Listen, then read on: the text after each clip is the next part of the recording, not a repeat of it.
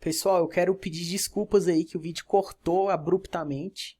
É porque eu nunca fiz isso antes, né? E aí eu ia fazer tudo pelo YouTube, tem o YouTube Studio, mas aí o Google leva 24 horas para liberar essa ferramenta para mim, então eu tô usando uma outra. E eu não sabia que ela tinha essa limitação de 15 minutos, mas agora que eu sei, vamos continuar. Então eu tava falando de quando as pessoas compram computadores e elas querem colocar um processador ruim com uma placa de vídeo muito boa. Não vai adiantar. Primeiro, porque o processador não vai conseguir mandar tudo na velocidade correta e nem recuperar tudo na velocidade correta. E até essas placas mães mais antigas, elas não têm o barramento suficiente para aquela largura de informação que a sua placa de vídeo está soltando. Então não adianta você querer comprar uma 2080 Ti se você colocar um processador, um Core 2 Duo lá, não vai adiantar. Você tem que estar atento a essas tecnologias de comunicação também entre os componentes para saber se eles têm largura o suficiente. E a mesma coisa quando vocês estiverem desenvolvendo sistemas, vocês vão ter que ter essas preocupações aí. Se vocês vão conseguir trafegar dentro dos clusters de máquinas que vocês tiverem, se a internet vai conseguir atender no tempo suficiente, porque tem o tempo da viagem, do pacote sair e voltar. Então o barramento é muito importante. Não adianta você ter muito processamento se o barramento vai ficar engargalado.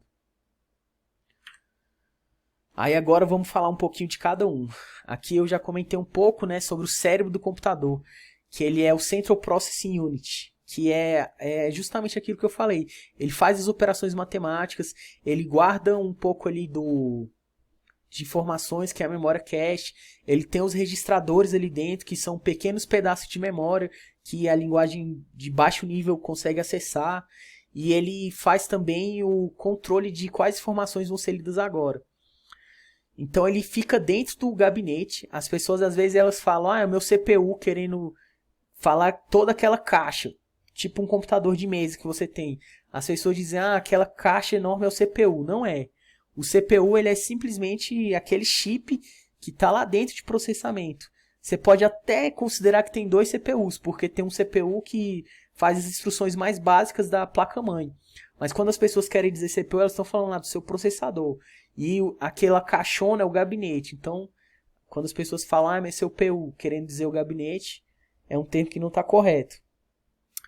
Então, aqui o professor falou sobre isso também. Então, basicamente é isso. É um microprocessador. Vocês vão ter contato também com outras formas de microprocessadores. Aí tem Raspberry, tem Arduino. Principalmente quem for fazer eletrônica vai ter contato com esses processadores menores que servem para ficar embarcados nas coisas, né? Que é a internet das coisas. Vocês vão ver muito isso ainda durante o curso de vocês. Então vamos lá, tem a unidade de controle que eu já comentei, ela determina a execução e interpretação dos dados. Ela vai fazer aquele balanceamento entre o que vai ser rodado agora, o que não vai ser rodado, da onde que eu vou pegar a informação, onde que eu vou guardar. É basicamente isso. É como se fosse lá dentro de uma fábrica. Pensa numa fábrica, bem no estilo fordista, assim, que tem várias coisas para ser feitas, uma de cada vez. É como se fosse a pessoa que controla em qual esteira que vai cada peça, da onde que sai, da onde que entra, faz essa coordenação. Aí a gente tem a unidade lógica aritmética, que ela realiza os cálculos. Como eu falei, é uma grande calculadora, nunca se esqueçam disso. Vocês vão ver isso bastante em sistemas digitais. Vocês vão ver as operações lógicas, o OR exclusivo, o NAND, que é muito importante. Todas essas operações, guardem isso aí na memória que uma hora vocês vão estudar e elas são super importantes para a computação moderna. Por exemplo, o NAND, né, que é uma operação lógica. Essa é a única operação lógica implementada nos transistores e com ela você consegue fazer todas as outras operações lógicas. Então são coisas assim, muito interessantes. Na computação a gente vê as coisas ganhando vida e se juntando. A física se junta com a matemática, se junta com a teoria da informação, de como as coisas são organizadas e forma essas máquinas que a gente não consegue mais viver sem. Tem a memória cache, que foi o que eu comentei. Então, quando você vai comprar um processador, quanto mais memória cache ele tem, geralmente é melhor. Então, é uma coisa para ficar atento também.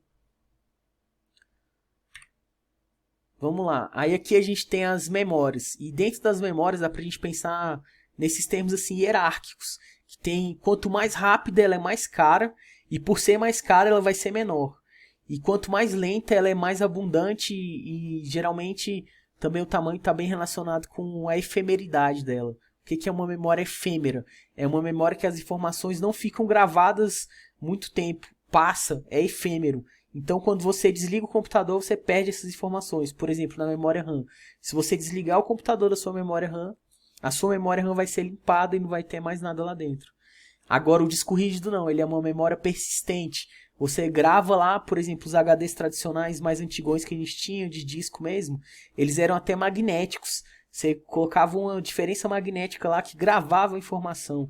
Hoje em dia a gente tem outros tipos, né, que não usam mais o magnetismo dessa forma, que são os SSDs, mas está lá ainda. É uma memória barata, mais lenta, que dura muito tempo. Então é assim que funciona.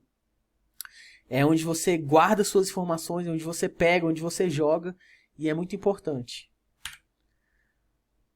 Barramento eu já expliquei, eu falei bastante sobre barramento, então eu acho que eu não preciso colocar muito esforço aqui, mas eu acho que vocês já entenderam, são as linhas de comunicação entre os componentes computacionais. E aí tem toda aquela importância que eu falei do tamanho delas. Aí aqui eu só vou citar isso daqui que está bem mais especificado. Ó. Via de dados, onde os dados percorrem. Via de endereços, onde trafega os endereços de memória. Porque em memória, vocês vão ver esse programação em C que você precisa de duas coisas principais. Uma, onde que isso vai ficar. E segunda, qual a informação que vai ficar ali. Por exemplo, é como se funcionasse como uma cidade novamente. Agora só a memória, de maneira específica.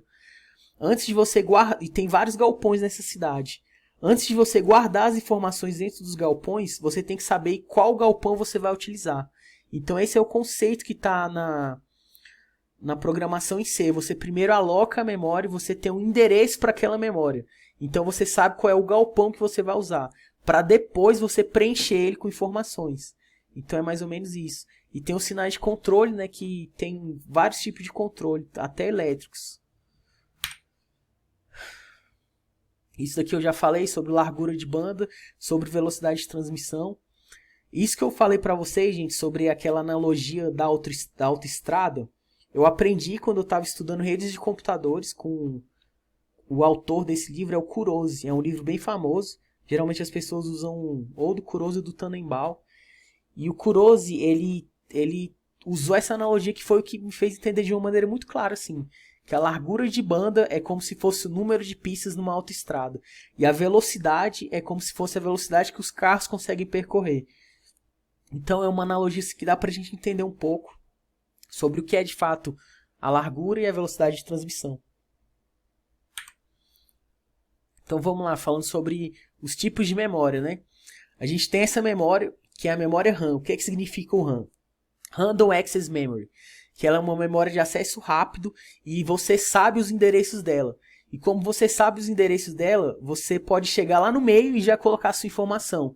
Porque existem também outros tipos de memória que você precisa, por exemplo, se você quer pegar um dado que está lá no meio, você tem que percorrer do começo até o meio para conseguir pegar aquela informação. Mas a memória RAM não, ela tem os endereços. Então se você quer uma coisa que está no meio, você vai direto lá e já pega com muita facilidade. Por isso que ela é mais rápida. E ela é mais cara também, ela é volátil, ela tem todas essas características. E tem a memória de acesso lento, por exemplo, o HD magnético aí, que você precisa ter um disco, né? É como se fosse aquelas discos de vinil. Não sei nem se vocês vão conhecer discos de vinil, cada vez mais a tecnologia está indo rápido, né? Mas essa agulha, ela precisa chegar até o lugar fisicamente, então ela leva um tempo para fazer isso. Por isso ele é mais lento.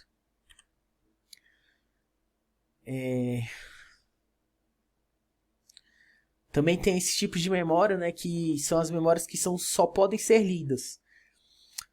E aqui ele estava falando aqui da boot do BIOS do computador, né?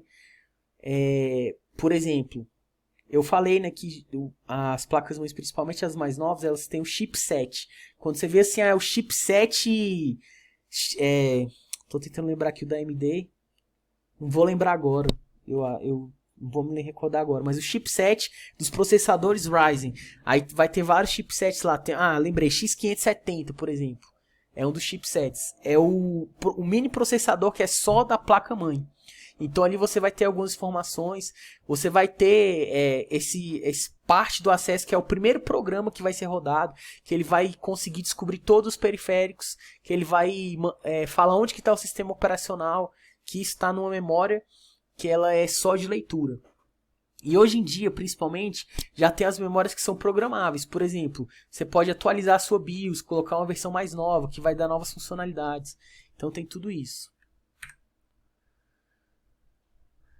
Aqui as memórias secundárias, né? HD, DVD, olha aqui, disquete. Quem de vocês conhece disquete, né? Talvez nem conheça. E são esses tipos aí que são as memórias secundárias, bem mais lentas. Aí aqui é o negócio que eu estava falando, é a hierarquia das memórias.